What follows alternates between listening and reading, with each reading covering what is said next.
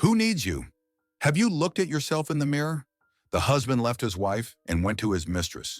And when he saw her on television several years later, he decided to visit her, but her actions almost made his hair turn gray. We welcome you to our channel, dear listeners. If you like our story, don't forget to subscribe and like. Thank you for your attention. We wish you pleasant listening. Celeste stood at the stove. She stirred soup with a wooden spoon. Pieces of potatoes and carrots slowly swirled in the pot. The clock showed 10:30 in the evening. Ricardo was late again. Celeste turned off the gas, covered the pot with a lid. In the small kitchen, an old refrigerator and dining table stood tightly together. On the windowsill, flowers in plastic pots were wilting. Celeste hadn't had time to water them for a long time. Outside the window, the March wind swayed the bare branches of trees. A month remained until spring. In the next room, the children were sleeping. 7-year-old Gabriel and 4-year-old Sophia. After bathing in a fairy tale, they fell asleep quickly. Sophia hugged her favorite teddy bear, sniffling with her nose. Gabriel spread his arms and took up almost the entire children's bed. Celeste went to the children. She straightened her son's blanket. Gabriel mumbled something in his sleep, turned on his side. Sophia was sleeping soundly, pressing the soft toy to her cheek. These two were the meaning of Celeste's life. For them, she was ready for anything. But her husband came home late more and more often. More and more often, Ricardo smelled of alcohol and strange perfume. Celeste tried not to think about it. She convinced herself that her husband was just going through a difficult period at work. 3 months ago, Ricardo started staying late. First, he talked about important projects, then about meetings with clients. Then he stopped explaining altogether. He just came home late. Silently went to sleep. Celeste remembered their meeting 9 years ago. Ricardo worked as a manager in a construction company. He was charming and confident. He said he wanted a family and children. He promised to build a house outside the city. At that time, Celeste worked as a saleswoman in a clothing store. She followed fashion. She spent half her salary on cosmetics. Celeste had long, well-groomed nails and a slim figure. Ricardo often said she was the most beautiful. They got married a year after they met. They rented a one-room apartment. They planned to save for their own housing. They dreamed of a big family and a happy future. But pregnancy changed everything. Celeste had to quit her job. The toxicosis was severe. Then Gabriel was born. Sleepless nights began. Ricardo said that a woman should stay home with the child. 3 years later, Sophia was born. Money was catastrophically short. Ricardo worked a lot, but the salary was barely enough for food and utilities. They had to forget about beautiful clothes and beauty salons. Celeste went to the bathroom. She looked at herself in the mirror, a tired face without makeup, hair gathered in a careless ponytail, an old home t-shirt with a stain from children's juice. After Sophia's birth, Celeste gained excess weight. She couldn't get rid of it. Once Ricardo said she was beautiful. That was 7 years ago. Then Celeste had a thin waist and long, well-groomed hair. Then she knew how to dress beautifully and followed fashion. Now only old jeans and stretched sweaters hung in the closet. The cosmetics had long run out. There was no money for new ones. All funds went to children and food. The sound of keys in the lock made Celeste jump. Ricardo had finally come home. Ricardo entered the hallway. He heavily hung his jacket on a hook. The man smelled of alcohol and strange perfume. Celeste felt her heart clench. She knew this smell, had known it for several months. The perfume was expensive. French. Such perfume Celeste had never bought. She couldn't afford it. "Dinner is ready," Celeste said quietly. "Should I heat it up?" Ricardo walked past his wife to the kitchen. He sat at the table. He took out his phone. A message appeared on the screen. Ricardo quickly replied and put the phone in his pocket. A satisfied smile played on the man's face. Celeste noticed that Ricardo had changed the wallpaper on his phone. Previously, there was their family photo. Now, some landscape. "Don't heat anything," Ricardo grumbled. "I already ate." Celeste knew where he had dinner, and with whom, but she still hoped she was wrong, that it was just a meeting with friends. Celeste sat across from her husband. Heavy silence hung between them. Tick-tock, tick-tock. Only the wall clock was ticking. The old refrigerator was humming laboriously. In the neighboring apartment, someone loudly turned on the TV. Celeste looked at her husband. She tried to understand when Ricardo became a stranger to her. When did love disappear? When did indifference appear?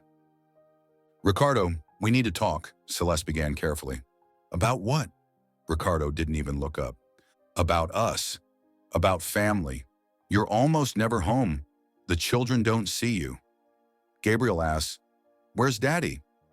Ricardo raised his head. Irritation flashed in the man's eyes. "What am I supposed to do?" Ricardo asked irritably. "Sit at home? Watch you fuss with the children? Listen to their screams and whims? These are your children, Ricardo." "Our children." "So what?" Ricardo answered indifferently. "That doesn't make them less tiresome." Celeste felt a stab of pain. Previously, Ricardo loved children. He played football with Gabriel. He read fairy tales to Sophia. He took them to the park on swings. When did this change? "Remember how you rejoiced when Gabriel was born?" Celeste asked quietly. "You cried from happiness at the maternity hospital." "That happened," Ricardo answered indifferently. "But I didn't know then what it would turn into." "What would it turn into?"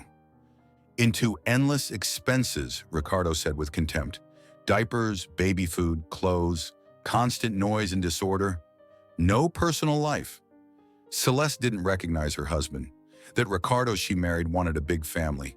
He talked about 3 children. He dreamed of a house with a garden. "You often stay late at work," Celeste continued. "You come home late. Sometimes you don't sleep at home." "Where else should I sleep?" Ricardo snapped. "At my parents'?" "I don't know. You don't say where you go." Ricardo quickly got up from his chair. Anger flashed in the man's eyes.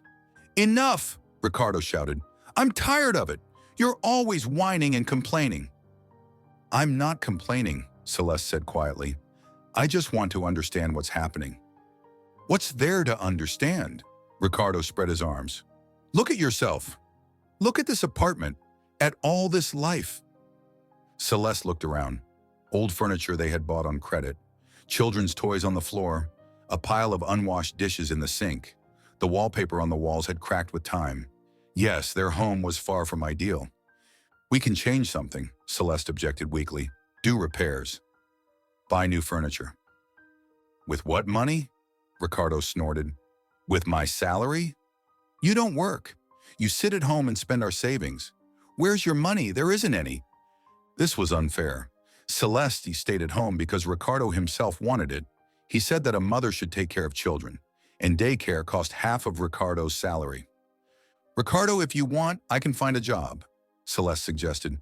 "Sophia is already big. We can put her in daycare." "Too late," Ricardo cut off. "Too late." "Why too late?" Celeste was surprised. "I'm only 33. "You don't understand," Ricardo said coldly. "I've already decided everything." Celeste felt nauseous. She guessed where this conversation was leading. "I have another woman," Ricardo said directly. "Victoria, young, beautiful. With her I feel like a man." The words hit harder than a slap. Celeste grabbed the edge of the table. Her ears rang. Although she had suspected this for months, hearing the truth was unbearably painful. "How long has this been going on?" Celeste whispered. 6 months, maybe more. Doesn't matter." "How doesn't it matter?" Celeste's voice trembled. "You've been cheating on me for 6 months." "I wasn't cheating," Ricardo answered calmly. "I just found what I'd been looking for." "What about the children?" Celeste whispered. "What about the children?" Ricardo said indifferently. "They'll stay with you. I'll visit on weekends." "Ricardo, we can fix everything," Celeste pleaded. "Try again." "I'll change. I'll take care of myself. I'll find a job." Ricardo looked at his wife with contempt. In that look, there wasn't a drop of warmth or regret, only cold indifference. "Who needs you?" Ricardo said coldly through his teeth. "Have you looked at yourself in the mirror lately?" These words painfully wounded Celeste. She recoiled from the table. Her legs became weak. "You're fat," Ricardo continued calmly. "Worn out. Always in these old home clothes. No makeup, no style. An ordinary housewife." Ricardo spoke calmly as if listing goods in a store. Every word cut to the quick. "Victoria's 24, Ricardo continued. "She does fitness, takes care of herself, knows how to dress beautifully, works in an advertising agency. It's interesting to talk with her." Stop, Celeste barely audibly asked. What? Ricardo smirked. Truth hurts the eyes? I'm tired of living with a shadow. I want a real woman nearby. I'm not a shadow, Celeste exclaimed. I'm the mother of your children. Exactly, Ricardo answered coldly. Only a mother. There's no woman left in you. In the children's room, Sophia began crying loudly. Apparently, their shouts had woken the little girl. Celeste automatically moved toward the door. Stop! Ricardo stopped her. Let's finish talking. What else? Celeste turned around. Tears were flowing down her cheeks. Tomorrow I'm taking my things, Ricardo announced dryly. I'll file for divorce in a week. I'll pay alimony, according to the law, but don't count on large amounts. No need. You'll manage. Ricardo took his jacket, headed for the exit. He stopped in the doorway. And think about it, he threw out finally. Maybe you should take care of yourself. Find a normal man. Although, who would take someone like you? The door slammed loudly. Ricardo went to another woman, to young and beautiful Victoria. Celeste fell into a chair. She covered her face with her hands. Her shoulders shook with quiet sobs. In her head echoed, "Who needs you? Have you looked at yourself in the mirror lately?" Sophia continued crying in the children's room. She needed to go to her, comfort her, explain why Daddy was shouting. But Celeste couldn't get up. Her body wouldn't obey. Finally, Celeste gathered the rest of her strength. She went to her daughter. Sophia sat in her crib and reached her little hands toward her. Her little face was wet with tears. "Mama, why were you arguing?" Gabriel asked.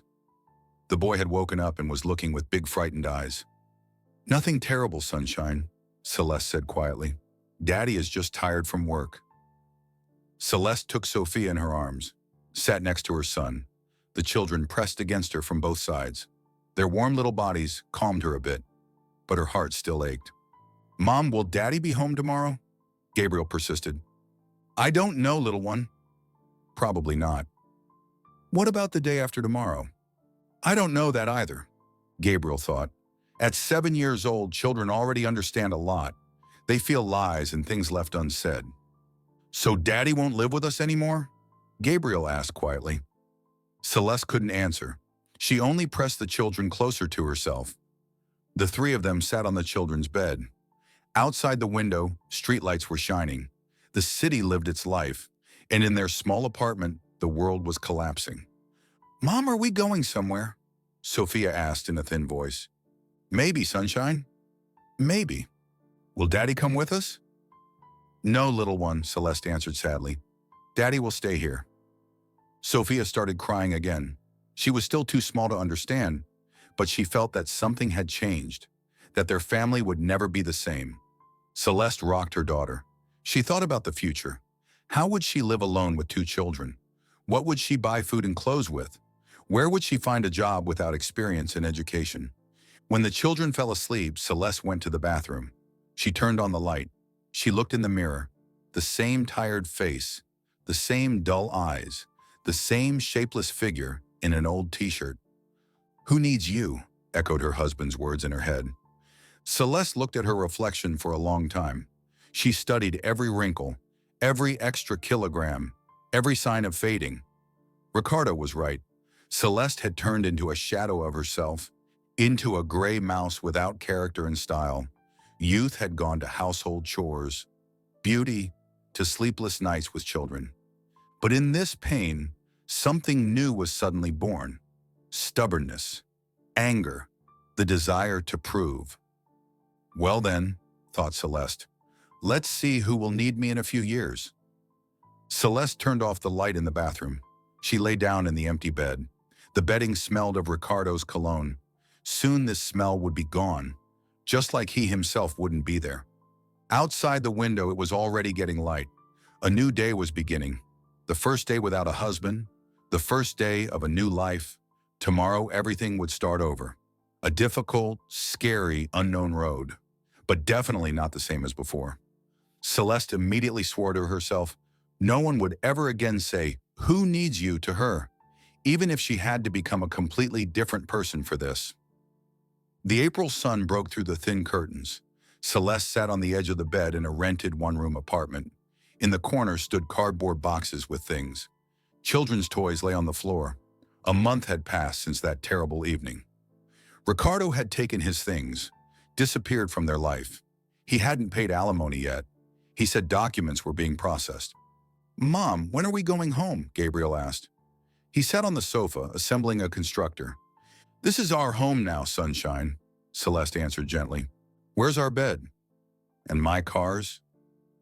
"The cars are in the box," Celeste explained patiently, "and Daddy left the bed in the old apartment." Gabriel frowned. At 7 years old, he already understood that something had gone wrong. Sophia played on the floor with a doll. She asked fewer questions, but often was capricious. Celeste stood up. She approached the window. On the street, people hurried to work. Everyone had goals and plans. But what did she have? Need to find a job, thought Celeste. The money for rent would run out in 2 months. And then what? Celeste counted the remaining money. She took an old notebook from the shelf. She wrote down expenses. Apartment rent, $400. Daycare, $200. Groceries, $150. Utilities, $80. It turned out sad. Without work, they would last a maximum of 2 months. She opened the old laptop, started looking through vacancies. Sales consultant, work experience required. Secretary, advanced computer knowledge required. Sales manager, higher education required. Celeste had only a high school education. Work experience, 5 years in a clothing store. That was 10 years ago. Celeste printed several job listings on an old printer. The ink ran out. The letters turned out pale, but they were readable. "Tomorrow I'll start calling," decided Celeste. Ricardo's number appeared on the screen. Her heart beat faster. "Hello," Celeste answered cautiously. "It's me," Ricardo said dryly. "I want to take the children for the weekend." "Of course. What time will you come?" "Saturday at 10 in the morning," Ricardo answered. "And Celeste, get them in order, so they look decent." "What do you mean?" Celeste asked tensely. "Well, so their clothes are clean," Ricardo explained with irritation. "Hair combed." "You understand?" Celeste gritted her teeth. She understood. Ricardo was afraid that Victoria would see the children unkempt, would think their mother couldn't cope. "Fine," Celeste answered shortly. "And also," Ricardo added coldly, "I'll file divorce papers soon. Get ready." "When will you start paying alimony?" Celeste asked tensely. "After the divorce, everything according to law." Ricardo hung up the phone. Celeste looked at the children. Gabriel and Sophia were playing, not suspecting adult problems. But soon they would ask why they live in a foreign apartment, why mom has no money for new toys. "Enough feeling sorry for yourself," Celeste said to herself sternly. "Need to act." She took a newspaper with advertisements, circled suitable vacancies with a red pen. Tomorrow she would start calling.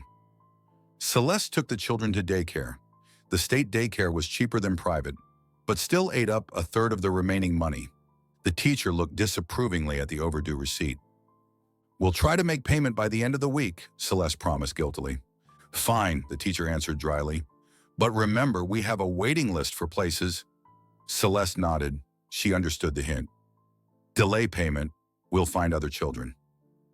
At the bus stop, Celeste met a neighbor from the old house. Carmen lived 1 floor above. Previously, they sometimes chatted in the elevator. "Celeste!" Carmen exclaimed in surprise. "What are you doing here?" "I live here now," Celeste answered calmly. "What about the apartment?" "And Ricardo?" "We divorced," Celeste said shortly. Carmen shook her head sympathetically. "Sorry, and I thought everything was fine with you. Ricardo is such a handsome man." "Handsome," Celeste repeated mentally. "But what's the use?" The first interview was at a cosmetics store. A young manager gave Celeste an appraising look. She had painted lips and long eyelashes. Celeste felt like a gray mouse. "Do you have experience working with cosmetics?" the manager asked sternly. "No, but I learned quickly," Celeste answered uncertainly. "Why such a big gap in work?" "I was raising children." "I see," the manager nodded indifferently. "Who will sit with the children if they get sick?" Celeste was confused. She hadn't thought about this. "I'll find a solution," she said uncertainly.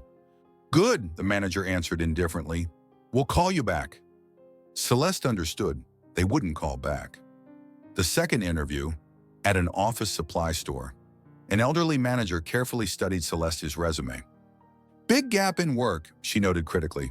10 years, that's a lot. I was raising children, Celeste explained, but now I'm ready to devote myself completely to work. Do you know computers? At a basic level, we need an experienced user. Sorry. Third interview at a pharmacy, fourth at a grocery store. Everywhere the same questions. Everywhere the same refusals. Either not enough experience, or the gap was too big, or appearance didn't suit. After the fifth refusal, Celeste sat on a bench in the park. She wanted to cry, but there were no tears, only fatigue and despair. What's wrong with me, she thought. Why doesn't anyone want to hire me? A young mother with a stroller passed by, beautiful, well-groomed, in a fashionable jacket. Such was Celeste 10 years ago, before marriage and children. Maybe it's not about experience, thought Celeste. Maybe it's about me, myself. She took a small mirror from her bag. She looked at herself. A pale face, dull hair, an old jacket with worn sleeves. Who needs someone like that? Echoed Ricardo's words in her head. The next day, Celeste went into a beauty salon near her house. Large windows, white walls, the smell of expensive creams. Behind the counter stood a well-groomed girl with perfect makeup. Welcome to Aphrodite Salon, she smiled friendlily. What interests you? I'm looking for work, Celeste said honestly. I saw your job posting. Are you about the cleaner position? The girl looked Celeste over from head to toe. Come in. The administrator will be free soon. The administrator turned out to be a woman of about 40, strict, businesslike, but not mean. She wore a white coat and a name tag that said Marina. My name is Marina, she introduced herself. Do you have cleaning experience? I clean at home, Celeste answered honestly. Marina chuckled. That doesn't count, she said calmly. Here are different standards, special products, specific sequence. Can you work early in the morning? I can. From 7 to 11, Marina explained. 4 hours. Small pay, but stable. $60 per week. Plus you can observe the master's work. Maybe you'll pick up something useful. What do you mean pick up something useful? Celeste asked with interest. Well, how the masters work, Marina explained. What procedures they do. Maybe you'll get interested in cosmetology. We have courses for staff. Celeste nodded. Any job was better than no job, and the prospect of training sounded tempting. When can I start? Tomorrow, Marina answered. But I warn you, the work is hard. Chemicals, water, dust. Your hands will suffer. Not scary, Celeste said decisively. And indeed, it wasn't scary. What was scary was being left without money. In the evening, Celeste told the children about her new job. Mom, will you make pretty aunties beautiful? Sophia asked curiously. Not yet, sunshine, Celeste answered gently. For now, I'll help them. And then will you make them beautiful? Maybe, Celeste smiled. Maybe. Will you make me beautiful? Sophia asked. You're already beautiful, my girl. Sophia giggled contentedly. The first working day started at 7 in the morning. Celeste came half an hour early. She wanted to make a good impression. Marina showed her where everything was, explained what to clean, with what products, gave her a list of rooms and their features. In the first room works Rosa, Marina told her. Manicure master, very neat. She almost never makes a mess.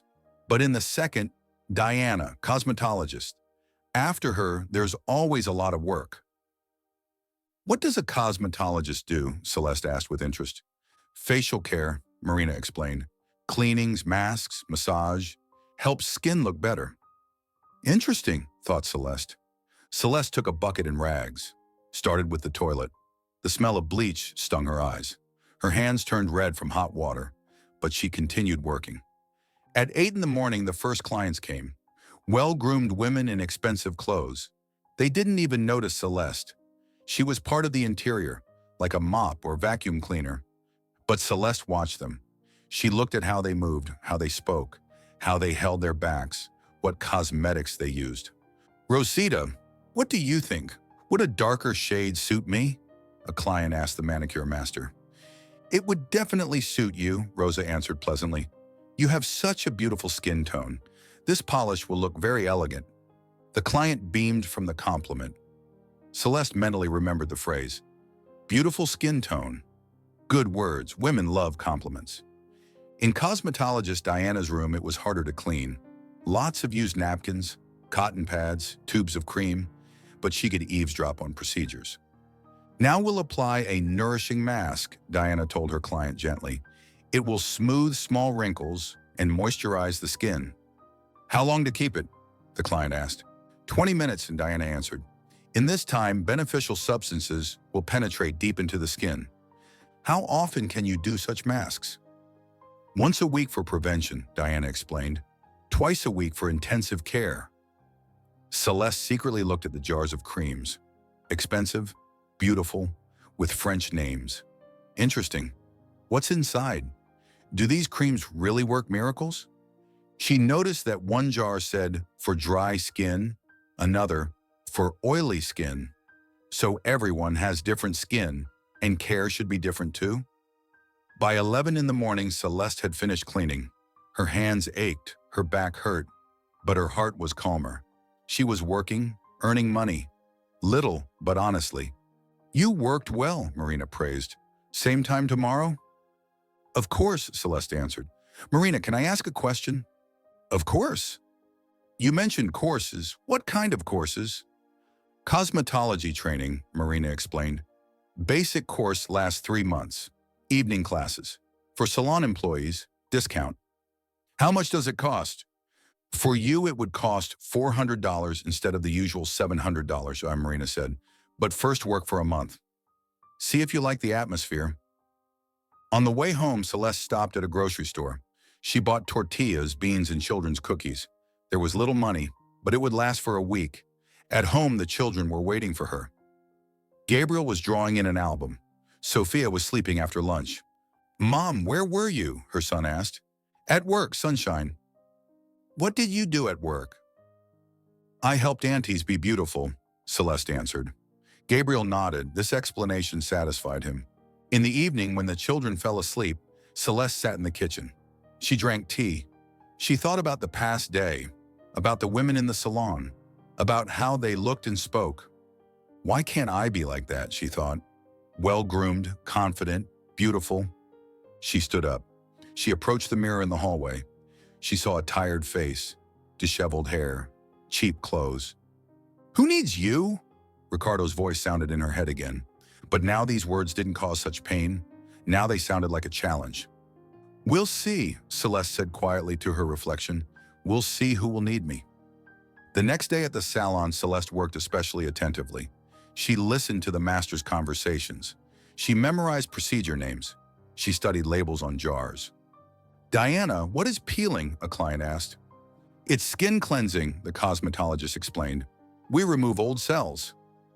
The skin becomes fresh and young. Does it hurt? It stings a little, Diana reassured, but the result is worth it. Peeling, Celeste repeated mentally. Skin cleansing. After work, Celeste went to a bookstore. She bought the cheapest brochure about cosmetology. At home, she read while the children slept. Peeling is the exfoliation of dead skin cells, Celeste read. It helps the skin renew itself and look younger. Interesting. So beauty isn't magic. It's knowledge and skills. On Saturday, Ricardo came for the children. He knocked on the door. He remained standing at the threshold. He didn't want to enter the apartment. Ready? He asked dryly. Just a minute, Celeste answered. Gabriel and Sophia ran out to their father. They hugged him. Ricardo smiled, but the smile was forced. Hi, kids, Ricardo said with feigned cheerfulness. Did you miss Daddy? Yes, Sophia answered joyfully. And we live in a new house now. I know, Ricardo said dryly.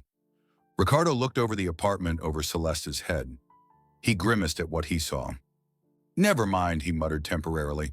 Let's go, children. The car is waiting. When will you bring them back? Celeste asked. Tomorrow evening, at 7.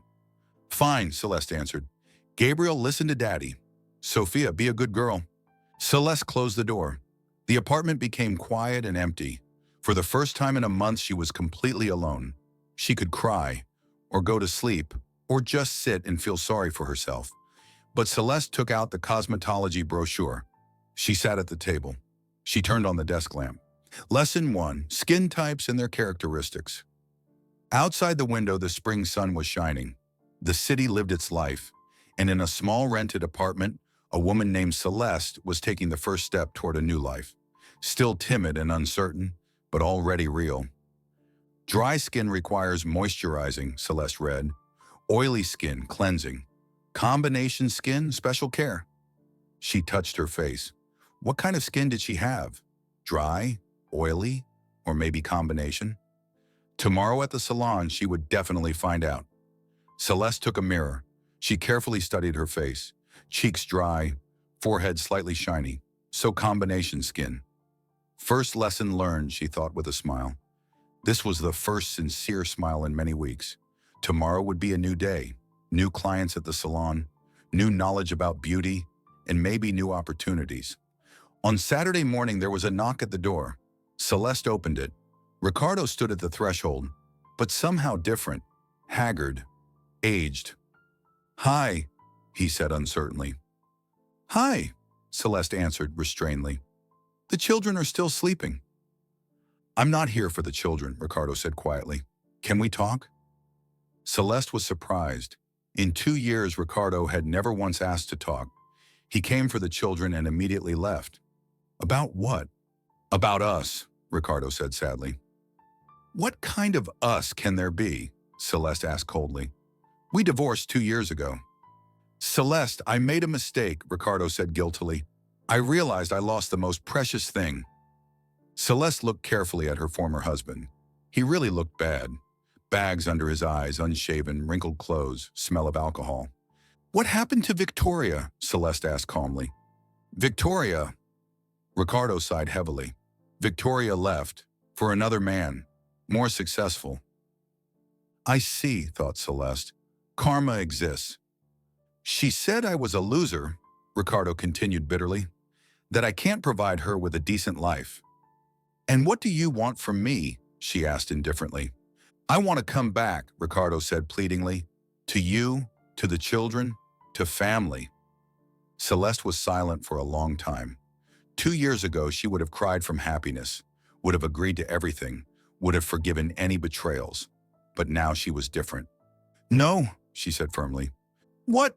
No," Ricardo asked in confusion. "No, I don't want to take you back." "But why?" Ricardo asked desperately. "I said I made a mistake." "And I said no," Celeste repeated decisively. "You once asked me, 'Who needs you?' Now I know the answer. I'm needed by myself, my children, my clients." "Celeste, don't be so cruel," Ricardo pleaded pitifully. "Cruel?" Celeste asked ironically. "When you said I was fat and ugly, wasn't that cruel?" "I was a fool," Ricardo exclaimed desperately. "I didn't value what I had." "You're right. You were," Celeste agreed calmly. "And I was a fool too. I let myself be humiliated." Ricardo tried to enter the apartment. Celeste blocked his way. "Stop," she said firmly.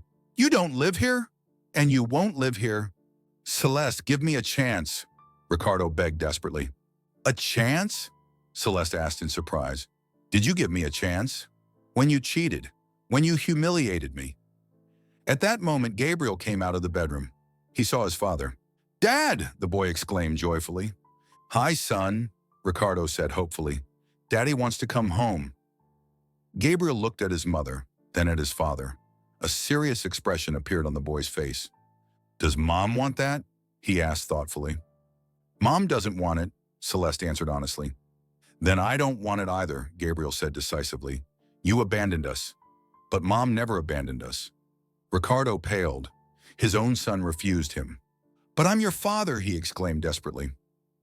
"A father isn't the one who conceived," Gabriel said wisely beyond his years. "A father is the one who's there." Celeste looked at her son with pride. What a smart boy had grown up. How right he was. "Leave, Ricardo," she said tiredly. "Don't torture yourself or us." "I won't give up," Ricardo declared stubbornly. "I'll fight for my family." "What family?" Celeste asked in surprise. "There's no family anymore." You destroyed it. Ricardo stood there a little longer. Then he turned around and left. Mom, you did great, Gabriel said approvingly. You did the right thing. Do you think so? Celeste asked uncertainly. I'm sure. We live great without him. What if he stops paying alimony? We'll earn it ourselves, the boy said confidently. You're an important boss now. Celeste hugged her son. How wonderful he was. A real man was growing up. Celeste was washing floors at the Aphrodite salon. A year had passed since the day she first crossed the threshold of this place. Now she wasn't just a cleaner. Now she was a master cosmetologist. Much had changed during this year. Celeste had finished cosmetology courses. She got a certificate. Marina offered her to move to the position of master. Every morning, Celeste came to the salon with joy. Work brought her pleasure. She helped women become more beautiful, more confident in themselves. Celeste, you have a client at 10 in the morning, Administrator Rosa said businesslike. Complex facial care. Good, Celeste answered confidently. I'm ready. She looked at herself in the mirror. A well-groomed face, neat hairstyle, white master's coat. What a difference from the woman who washed these same floors a year ago. Celeste made the bed in the treatment room. She arranged instruments. She prepared creams and masks. Everything had to be perfect. During her year working as a master, she had studied many procedures. Classic facial massage, ultrasonic cleaning, face masks. Each procedure required knowledge and experience. At 10 in the morning, a client came. A woman of about 45, tired face, sad eyes, very similar to the Celeste who was before. Hello, Celeste said pleasantly. My name is Celeste. I'm your master. Laura, the client introduced herself quietly. Honestly, I don't know why I came. A friend made me. Tell me about your skin problems, Celeste asked gently. Laura sighed. She sank into the chair. What problems? She laughed bitterly. I'm 45 years old. My husband left for a young woman. He says I've become ugly. Celeste felt a stab in her heart. This story was so familiar, as if she was listening to a story about herself from 2 years ago. I understand you, Celeste said sympathetically. I went through this too. Really? Laura asked in surprise. How did you? I decided to prove he was wrong, Celeste answered calmly. I started taking care of myself. Studied cosmetology. Worked on myself every day. Laura looked carefully at Celeste. She studied her face, figure, manner of holding herself. Did it help? Look at me, Celeste said with a smile. What do you think? You're very beautiful, Laura said sincerely, and confident in yourself. 2 years ago, I was just like you are now, Celeste admitted honestly. I thought life was over, that nobody needed me. And indeed, thought Celeste, 2 years ago, I was exactly like that. I sat in a rented apartment, cried, looked for work. Celeste began the procedure. She gently cleansed Laura's face. She did massage. Every movement was professional, confident. Relax, she said gently. Imagine you're the most beautiful woman in the world. Hard to imagine, Laura answered sadly. I believe in you, Celeste said convincingly. Beauty isn't just appearance. It's confidence in yourself, love for yourself. Easy to say, Laura sighed sadly, but when your husband directly tells you that you're old and ugly. You know what I realized? Celeste asked thoughtfully. Men often project their complexes onto us. My ex-husband also said I was fat and unkempt. What happened to him? Recently tried to come back, Celeste told her ironically. His young mistress left for another man. More successful. Did you forgive him? No, Celeste answered firmly. I'm no longer the woman who will tolerate humiliation, Laura thought. Celeste continued the procedure. She applied a nourishing mask, did a neck massage. She spoke calmly and confidently. You often stay late at work, Laura continued cautiously. Come home late. Sometimes don't sleep at home. How did the children take the divorce? Laura asked cautiously. Hard at first, Celeste admitted honestly, but then they understood that Mom became happier. Children are very sensitive to family atmosphere. I also have 2 children, Laura confessed. I'm afraid they'll suffer. Children don't suffer from divorce, Celeste explained wisely. They suffer from constant scandals, from an unhappy mother. An hour and a half later, the procedure was finished. Laura looked in the mirror. Her eyes opened wide. "Is this me?" she whispered admiringly. "This is you," Celeste confirmed proudly. "The real you." Laura's face was glowing. Her skin became smooth and fresh. Her eyes sparkled. Even her posture changed. "Thank you," Laura said touchingly, with tears in her eyes. "You gave me back faith in myself." "I just showed what was already there," Celeste answered modestly. "Everything else depends on you." Laura signed up for the next session. She bought home care products. She left with a smile on her face. Celeste followed her with her eyes. She remembered herself 2 years ago, how she timidly entered this same salon. Looked for a cleaner's job. After Laura left, Celeste received a message from Marina. "Need to talk. Come to my office." Celeste worried. What could have happened? Maybe some problems with clients? Or complaints? She knocked on the administrator's office door. "Come in," Marina said. "Sit down, Celeste," Marina said seriously. "I have a proposal for you." "What proposal?" Celeste asked curiously. Marina looked carefully at Celeste. She was silent.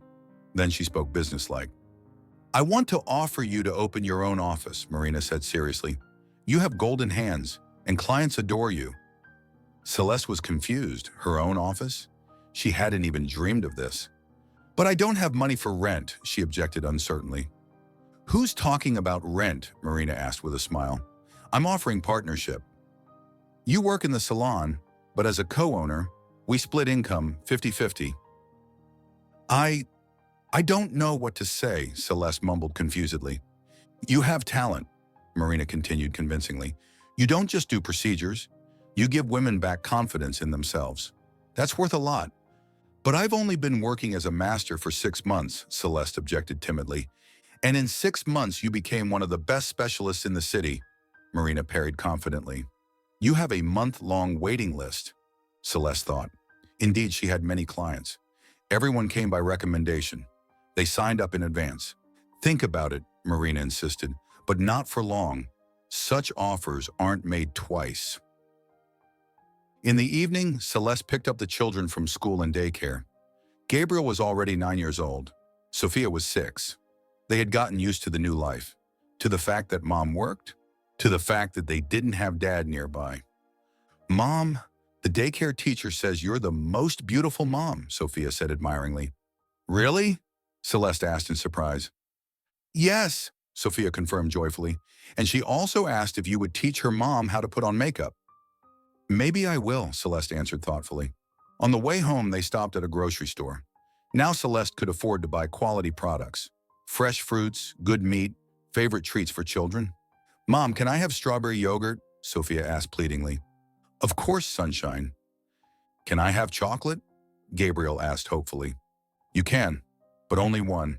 The children joyfully ran to choose sweets. Celeste watched them with tenderness. How wonderful they were. At home, Celeste prepared dinner. She thought about Marina's proposal, her own office. It was a dream, but scary. What if it didn't work out? "Mom, why are you sad?" Gabriel asked worriedly. "Not sad, son. I'm thinking." "About what?" "About work. I was offered to become a boss." "Wow," Gabriel exclaimed admiringly. "You'll be the most important." "Not the most important, but important." "Will the salary be bigger?" Gabriel asked practically. Celeste laughed.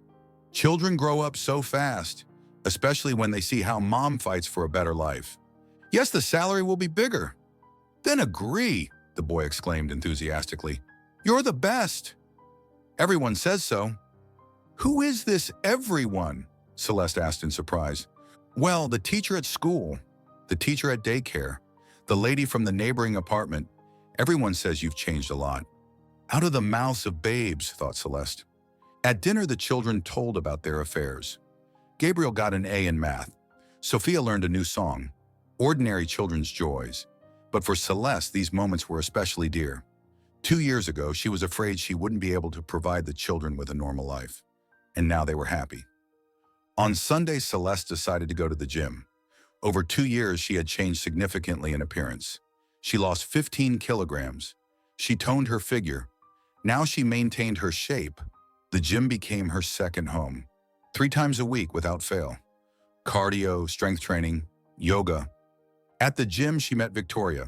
That same Victoria because of whom her family had collapsed.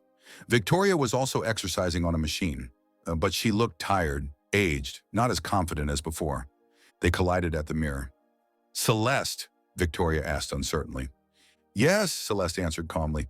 You've changed a lot," Victoria said admiringly. "For the better, I hope," Celeste answered with a smile. "Definitely for the better," Victoria admitted honestly. "You look amazing." "Thank you." Victoria was silent. Then she said guiltily, "Celeste, I want to apologize." "For what?" "For destroying your family," Celeste thought. Be angry at Victoria. But why? Time had passed. Life had changed. "You know what, Victoria?" she said unexpectedly. "Thank you." "What?" Victoria was taken aback. "Thank you for taking Ricardo away," Celeste explained gratefully. "If not for you, I would have remained a gray mouse. I wouldn't have found myself." "But I destroyed your family." "You destroyed my old life," Celeste corrected wisely, "and helped build a new one. Better." Victoria looked at her in amazement. "Ricardo tried to come back to me," Celeste continued calmly, "but I refused." "You refused?" Victoria was amazed. "But why?" "Because I'm no longer the woman who will tolerate humiliation," Celeste answered confidently. "I changed, but he remained the same." Victoria nodded understandingly. "I understand. Ricardo really hasn't changed. As soon as difficulties appeared, as soon as I stopped being just a beautiful doll for him, scandals and dissatisfaction began. I couldn't stand it and left myself. So we both learned a lesson," Celeste said philosophically. "It seems so," Victoria smiled sadly. They said goodbye, without anger, without resentment, like two women who understood a lot about life. In the evening, Celeste sat at home. The children were doing homework. She thought about the past day, about the meeting with Ricardo, about the conversation with Victoria. How everything had changed, she reflected. 2 years ago, I was nobody. I depended on my husband. I was afraid to be alone. Now she was independent, successful, beautiful. She had a profession, a favorite job, colleagues' respect, and tomorrow she would tell Marina, yes. She would become co-owner of the salon. Celeste approached the mirror. She looked at her reflection, the same mirror she had looked in 2 years ago. But what a difference. "Who needs you?" she remembered Ricardo's words. "Many people," she answered her reflection confidently. "And first of all, myself." Outside, the window lights were turning on. The city lived its life.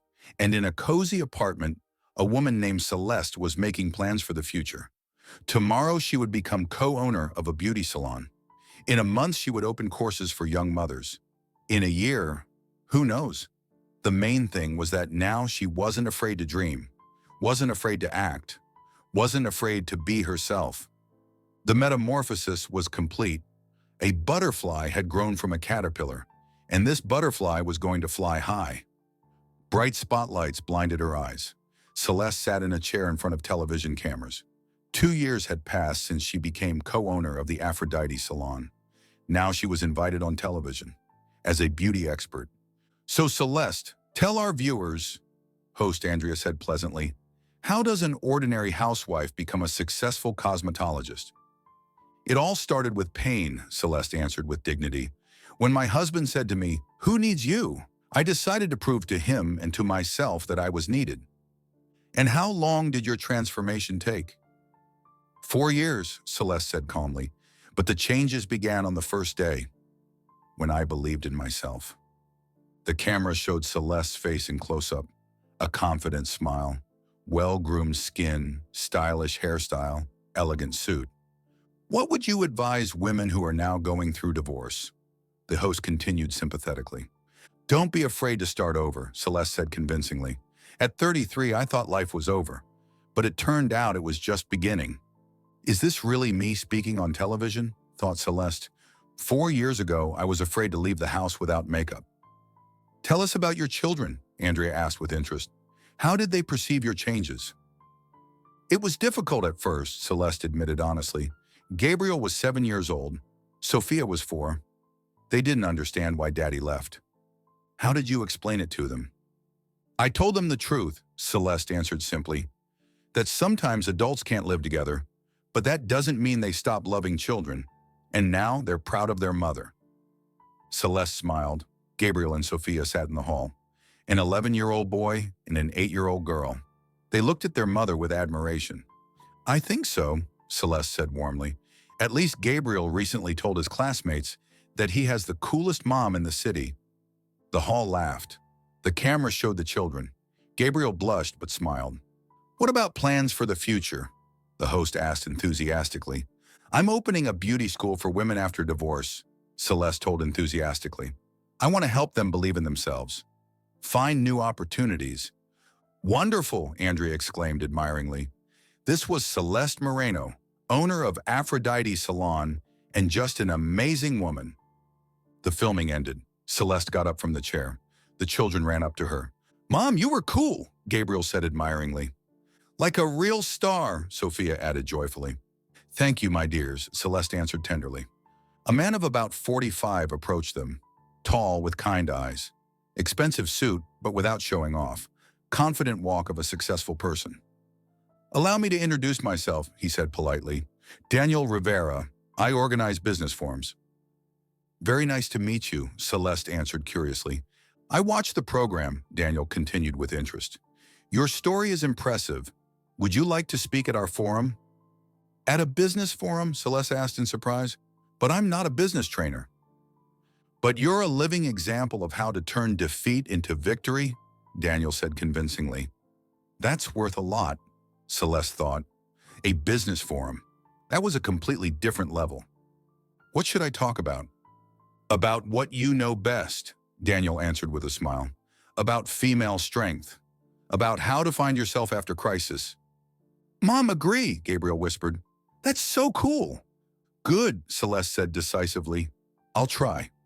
Daniel handed her his business card. Excellent. My assistant will contact you tomorrow. They exchanged contacts. Daniel left, and Celeste remained with the children in the TV studio lobby. Business forum, she thought. Who would have thought 4 years ago? At home in the evening, Celeste prepared dinner. The children did homework, an ordinary family evening. But something had changed. Celeste felt different. Mom, is it true you're famous now? Sophia asked curiously. Not famous, sunshine. Just known in my field. Will journalists come to us now? Gabriel asked with interest. I don't know, Celeste answered honestly. Maybe. Indeed, she thought. Life changes so fast. This morning I was just a salon owner. And now? The phone rang. An unknown number appeared on the screen. Hello, Celeste answered cautiously. Good evening, a familiar voice. This is Daniel. Sorry to bother you so late. Nothing terrible. I wanted to clarify details of the presentation, Daniel said businesslike. Maybe we could meet tomorrow. Discuss the format. Good, Celeste agreed. What time? 7 in the evening. I know a good cafe in the center. After the conversation, Celeste thought, a meeting in a cafe. Was this a business meeting or something else? Stop it, Celeste scolded herself. He's just a client. Business partner. But for some reason, her heart felt warmer. The next day at the salon was busy. After the TV program, 10 new clients signed up. The phone didn't stop ringing. Celeste, another appointment for you, Administrator Rosa said excitedly. The lady says she saw you on TV. Sign her up for next week, Celeste answered calmly. Today is already fully booked. In the treatment room, Celeste worked with Laura, a regular client, that same woman who came 2 years ago, devastated by divorce. Celeste, I'm so happy for you, Laura said admiringly. You deserve this success. Thank you, Celeste answered modestly. But the main thing is that you yourself changed. Thanks to you, Laura said gratefully. By the way, I'm meeting a very good person. Really? Celeste asked joyfully. Yes. And you know what? He said I radiate confidence, that he feels like a real man next to me. How everything has changed, thought Celeste. 2 years ago, Laura considered herself worthless. And now? I'm very happy for you, Celeste said sincerely. In the evening, Celeste came to a cafe in the center of the city. A cozy place. Daniel was already waiting at a table by the window. Good evening, he said politely, standing up. Good evening. They sat across from each other. The waiter brought the menu. What will you order? Daniel asked gallantly. Coffee, please. Coffee for me, too, Daniel told the waiter. When they were alone, Daniel took out a notebook. So, about the presentation format, he began businesslike. Usually our speakers talk for 40 minutes. Then questions from the hall. What specifically should I talk about? Celeste asked with interest. About your journey. About how you turned personal tragedy into business success? Celeste nodded. She could do that. What kind of audience? Entrepreneurs, company executives, Daniel explained. Mostly experienced people. But many have gone through crises. I understand. Daniel closed the notebook. He looked at Celeste carefully. Can I ask a personal question? He asked cautiously. Of course. Haven't you thought about new relationships? After everything that happened? Celeste was surprised. She didn't expect such a question. Honestly, I haven't thought about it, she admitted frankly. Too much work. Children. No time to think about personal life. And now? Now, Celeste thought. Now probably I'm ready, but finding a worthy man isn't so easy. What does worthy mean to you? Daniel asked with interest. Reasonable requirements? Daniel nodded understandingly. They talked for another hour. About work, about children, about future plans. Celeste felt easy and natural. I have to go, she finally said. The children are waiting. Of course, Daniel nodded understandingly. I'll walk you to your car. Thank you. At the car, Daniel said, Celeste, I really enjoyed talking with you. Maybe we could meet again? Not for work. Celeste looked at him. Kind eyes, honest face. No pressure or intrusiveness. Maybe, she answered gently. At home, the children were already asleep. Celeste sat in the kitchen with a cup of tea. She thought about the past day, about the program, about new clients, about the meeting with Daniel. I like him, Celeste admitted honestly to herself. But am I not rushing? Am I ready for new relationships? The phone vibrated. A message from an unknown number. Thank you for the pleasant evening. Daniel. Celeste smiled. She wrote back, It was pleasant for me too. A week later, the business forum took place. A large hall, full of people in business suits. Celeste stood backstage and was nervous. The next speaker is Celeste Moreno, the host announced solemnly. Celeste came on stage. Bright light, hundreds of faces in the hall. In the front row sat Daniel. He nodded encouragingly. 4 years ago, my husband told me, Who needs you? Celeste began firmly. Today I want to tell you, who needs me? The hall quieted. Celeste felt the audience's attention. I'm needed by my children, she continued proudly, who are now proud of their mother, not ashamed of her. Several women in the hall nodded. I'm needed by my clients, Celeste said confidently, who come to me not only for beauty, but for confidence in themselves. I'm needed by my employees, she continued inspiringly, who see in me not only a boss, but a mentor. The applause became louder. But most importantly, Celeste said with dignity, I'm needed by myself. Because I loved myself, believed in myself, and that changed everything. The hall exploded with applause. People stood up. Celeste felt a surge of pride and happiness.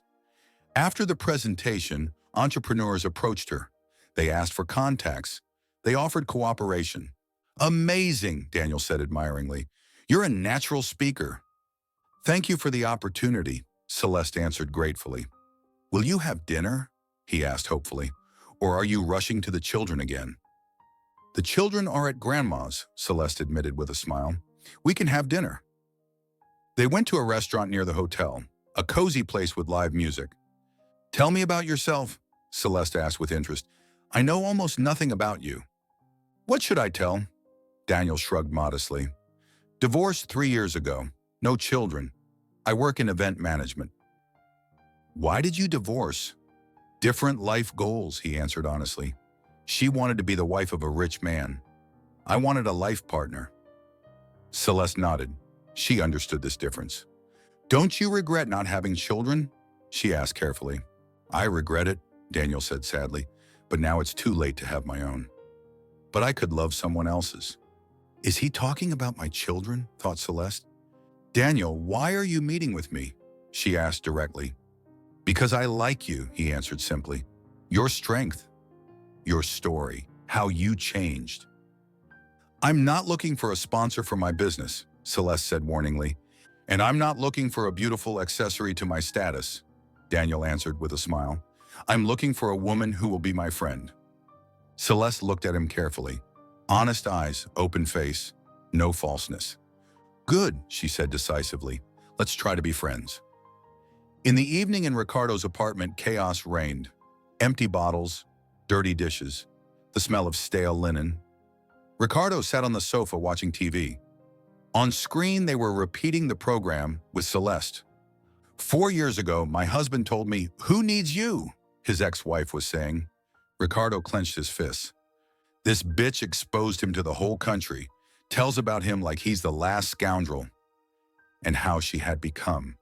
Beautiful, successful, confident in herself. This all should have been mine, Ricardo thought angrily. I created her. I have a right to part of her success. He took out his phone, found Celeste's number. He thought for a long time what to write. Finally, he typed, "Saw the program. Well done. Maybe we could meet? Talk." He sent the message and began waiting for an answer. Celeste was riding home in a taxi. The phone vibrated. A message from Ricardo. She read it and smirked. How predictable he was. She wrote back, "We have nothing to talk about," and blocked the number. The past should remain in the past, she thought firmly. I have a different life now. Outside the window, the lights of the night city flickered.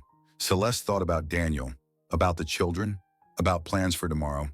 Life had become bright and rich, and this was only the beginning. October rain drummed on the salon windows. Celeste checked the schedule for the next day. A year and a half had passed since she spoke at the business forum. Life had changed dramatically. Now she had a network of 3 salons, a beauty school for women in difficult life situations. And Daniel. They had been dating for a year. The relationship developed slowly but surely. Every morning, Celeste woke up with a feeling of gratitude. For children, for work, for the opportunity to help other women, for the fact that life had given her a second chance. Celeste, you have a client at 2 o'clock, Administrator Rosa reported businesslike. Complex rejuvenation program. Good, Celeste answered calmly. Who is the client? Esperanza Flores, 30 years old, first time with us.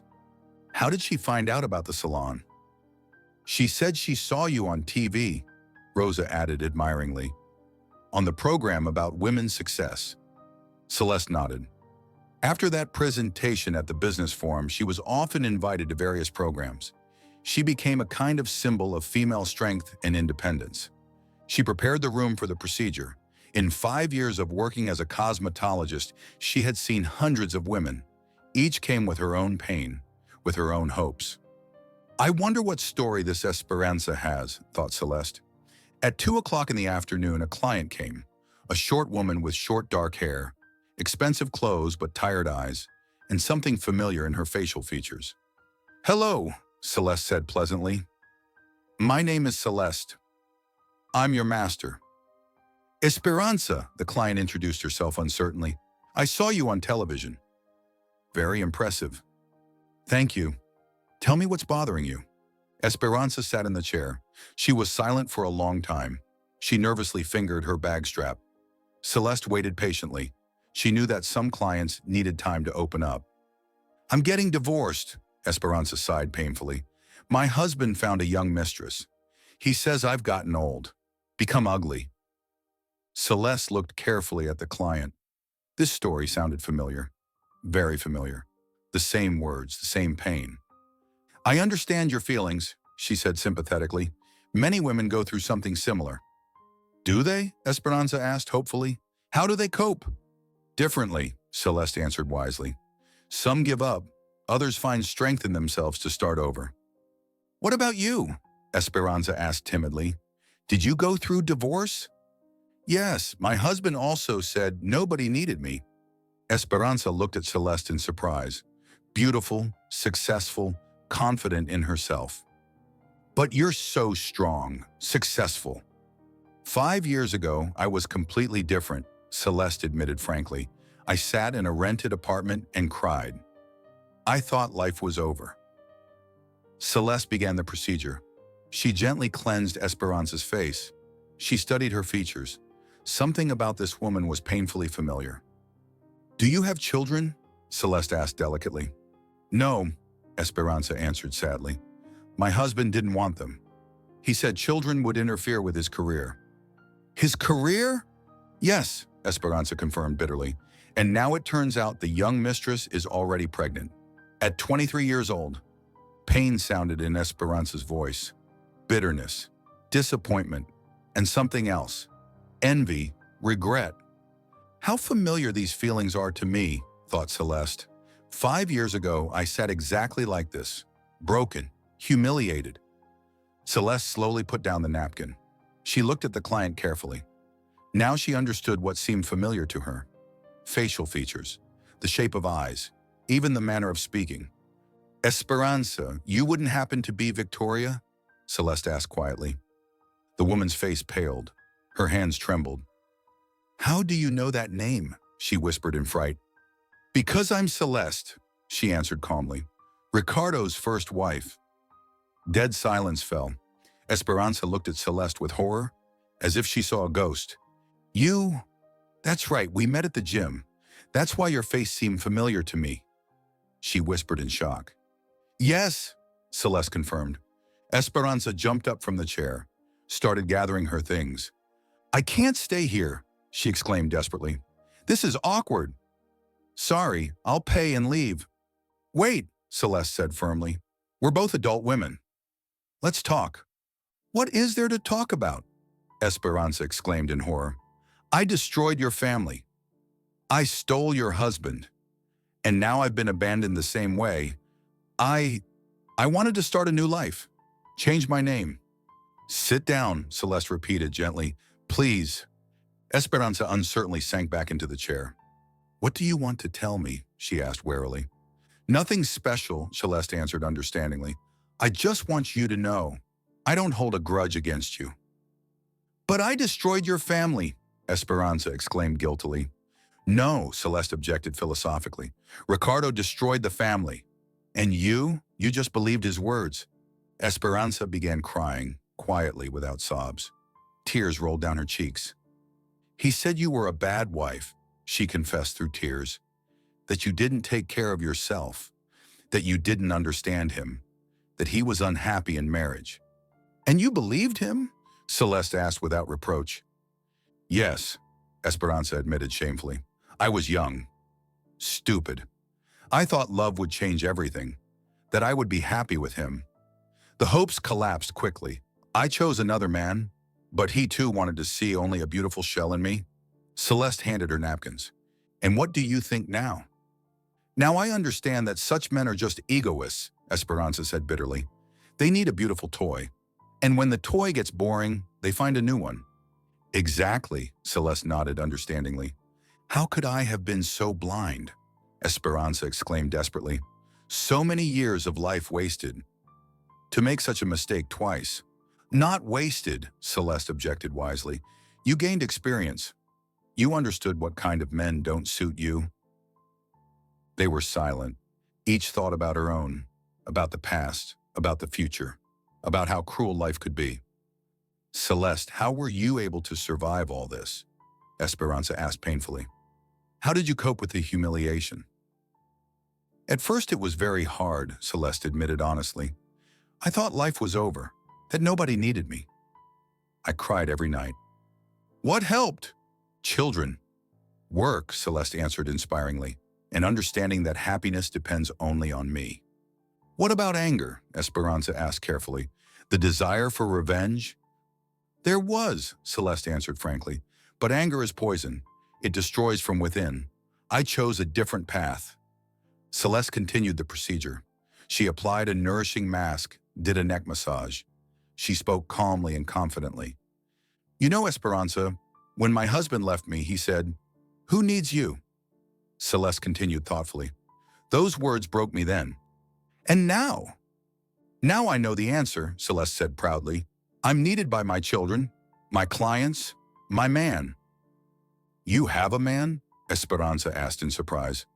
Yes, Daniel. We've been dating for a year. He proposed to me. What did you answer? I'm still thinking, Celeste admitted tenderly, but I'm leaning toward yes. How do the children feel about him? They adore him, Celeste answered warmly. He became a real father to them. He helps with homework, takes them to theater, talks to them as equals. Esperanza nodded thoughtfully. What happened to your children? She asked with interest. How did they handle the divorce? It was difficult at first, Celeste told frankly. Gabriel was angry at his father. Sophia cried, but gradually we coped. Does Ricardo see them? Sometimes, Celeste answered neutrally, but the children have grown up. They have their own lives, their own opinion of him. What opinion? Gabriel says a real father doesn't abandon his family, Celeste answered sadly, and Sophia simply doesn't remember him. She was 4 years old. An hour later, the procedure was finished. Esperanza looked in the mirror. Her face had freshened, her eyes sparkled, but most importantly, the tension she had come with disappeared. Thank you, she said sincerely, not just for the procedure, for the conversation. You're welcome, Celeste answered warmly. Esperanza, can I give you advice? Of course. Don't waste years on resentment, Celeste said convincingly. Live for yourself. Find what brings joy. What if I can't? Esperanza asked doubtfully. I'm not young anymore. Who will need me? Believe me, Celeste said inspiringly. Life is just beginning. You can become anyone. Easy to say, Esperanza objected uncertainly. I don't have a profession. No children. No money. I had nothing either, Celeste gently reminded, except the desire to change my life. Esperanza signed up for the next session. She paid and left. Celeste followed her with her eyes. What irony of fate, she thought. The woman because of whom my first life collapsed comes to me for help. In the evening, Celeste told Daniel about the unusual meeting. They sat in a restaurant, had dinner after theater. Can you imagine? Celeste said excitedly. Victoria came to me as a client. Even changed her name to Esperanza. How did you feel? Daniel asked understandingly. Strange, Celeste answered thoughtfully. No anger, even pity. Pity? Yes, Celeste confirmed sympathetically. She went through the same path I did 5 years ago, only she has no children, no work, no support. Daniel nodded understandingly. You're an amazing woman, he said admiringly. Not everyone could react like that. I'm just happy, Celeste answered simply. It's hard to be angry when you're happy. Daniel took her hand. Celeste, I want to tell you something, he said seriously. What? I love you, he said tenderly, and I want you to become my wife. Celeste froze. Her heart beat faster. Daniel. Think about it, he said gently. Don't rush, but I wanted you to know about my feelings. Celeste looked at him. Kind eyes, honest face, reliable hands. What about the children? She asked carefully. Gabriel and Sophia. Daniel answered warmly. I adore them. I want to be a good stepfather to them. Is this possible? Thought Celeste. A second chance at happiness? Good, she said quietly. I'll think about it. The next day, Ricardo unexpectedly came to the salon. Celeste was in her office when Rosa knocked on the door. Celeste, you have a visitor, the administrator said worriedly. Your ex-husband. Celeste raised her eyebrows in surprise. Ricardo? What does he need? I don't know, Rosa answered nervously. He says it's urgent. Celeste went out to the lobby. Ricardo stood at the counter. He looked bad, aged, unshaven, in wrinkled clothes, smell of alcohol. Hi, Celeste, he said uncertainly. Ricardo, she answered restrainedly. What do you need? To talk, he pleaded pitifully. Can we? Celeste looked at her watch. I have 5 minutes. Talk. Victoria left me. Ricardo announced gloomily. I know, Celeste answered calmly. She's my client now. Ricardo was taken aback. What? How is that? She came to the salon, Celeste explained unperturbed, for help. And you're helping her? He exclaimed indignantly. After everything? Why not? Celeste answered philosophically. We're both victims of your games. Ricardo was silent. Then he said pitifully, Celeste, I understand I was a fool. I didn't value what I had. And, she asked indifferently, maybe you'll give me another chance, he asked pleadingly. I've changed. Celeste looked at him carefully. The same selfish look, the same confidence in his own attractiveness. No, Ricardo, she said decisively. But why? He exclaimed desperately. We were happy. We? Celeste asked ironically. Or you were happy, and I endured. Celeste, don't be so cruel, he pleaded. Cruel? Celeste laughed mockingly. Ricardo, look at yourself in the mirror. She pointed to a large mirror in the salon lobby. Have you seen yourself lately? Ricardo reluctantly turned to the mirror. He saw his reflection, a yellowed face, bags under his eyes, slouched shoulders. Who needs you now? Celeste asked in an icy tone, repeating his own words from 5 years ago. Ricardo paled. You said exactly that to me once, Celeste continued calmly. Who needs you? Remember. Celeste, I was drunk then, he mumbled, making excuses. And now you're sober? She asked doubtfully. Ricardo, you haven't changed. You just ran out of options. But the children, he exclaimed desperately. Gabriel and Sophia. I'm their father.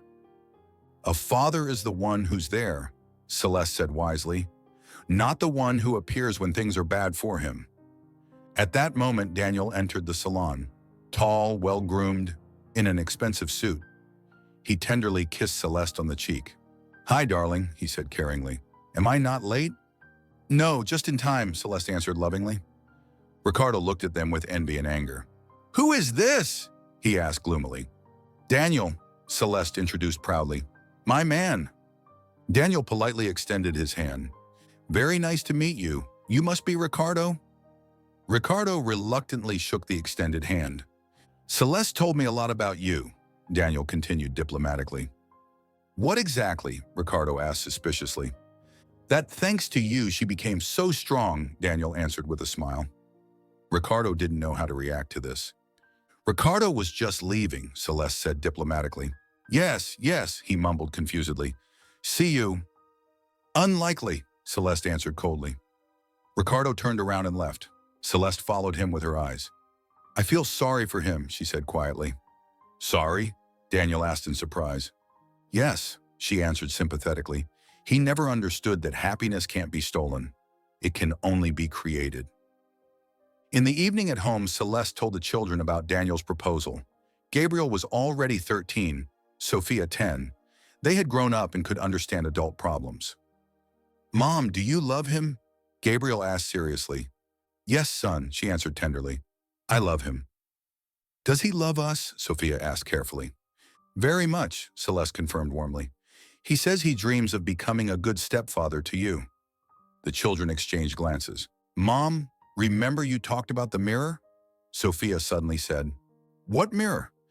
When Daddy left, you looked in the mirror and cried, Sophia reminded wisely. Then you said you would become different. Celeste nodded. She remembered that evening. And you became different, Gabriel said proudly. The best mom in the world. And now you can become the happiest, Sophia added touchingly. Celeste hugged the children. So you're not against it? We're for it, they answered joyfully in unison. Late in the evening, Celeste stood before the mirror in her bedroom, the same mirror she had looked in 5 years ago. Broken, humiliated, lost. Now a different woman was reflected in it. Beautiful, successful, beloved. Who needs you? She remembered Ricardo's words. Many people, she answered her reflection with dignity, and most importantly, myself. She took out her phone. She wrote to Daniel, Yes, I agree to become your wife. The answer came instantly. I'm the happiest person in the world. Celeste smiled. Outside the window it was raining, but there was sunshine in her soul, The circle was complete. The story began with the question, "Who needs you?" and ended with the answer, "Everyone who knows how to value a real woman." The mirror no longer lied. It reflected truth. The truth that every woman deserves love, respect, happiness, and no one has the right to take that away from her. Tomorrow a new chapter would begin, a chapter called Happiness, and Celeste was ready to write it. The mirror reflection showed the truth. A woman who once asked herself, "Who needs me?" now firmly knew the answer. Dear listeners, did you like the story? Do you think such things happen in life, that a second chance appears? We're waiting for your opinion in the comments. If you're enjoying it as well, leave a like and subscribe to the channel.